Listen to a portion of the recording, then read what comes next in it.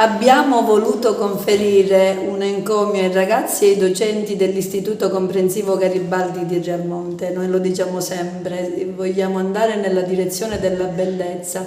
E quello che è stato fatto da questo istituto, che è guidato da una donna che per noi, lo diciamo sempre, una donna illuminata che accompagna questi ragazzi non solo in un percorso didattico ma anche in un percorso virtuoso, dove i valori stanno al centro di tutto, della bellezza, della cultura, della legalità.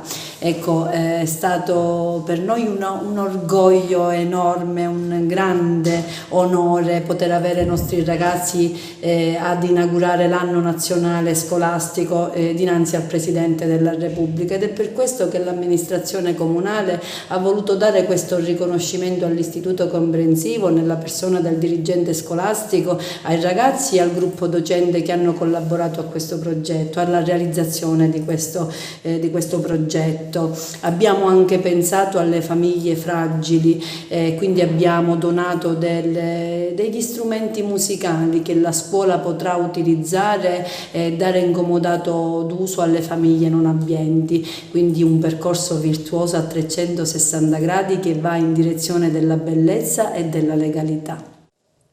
Siamo molto orgogliosi oggi per questo grandissimo risultato che l'Istituto Comprensivo Garibaldi di Realmonte ha raggiunto. Ringrazio la preside dottoressa Fazzi e il sindaco Sabrina Lattuca. Oggi è stata un'occasione per riunire tutti i ragazzi che hanno partecipato al progetto sulla legalità ai nostri 100 passi.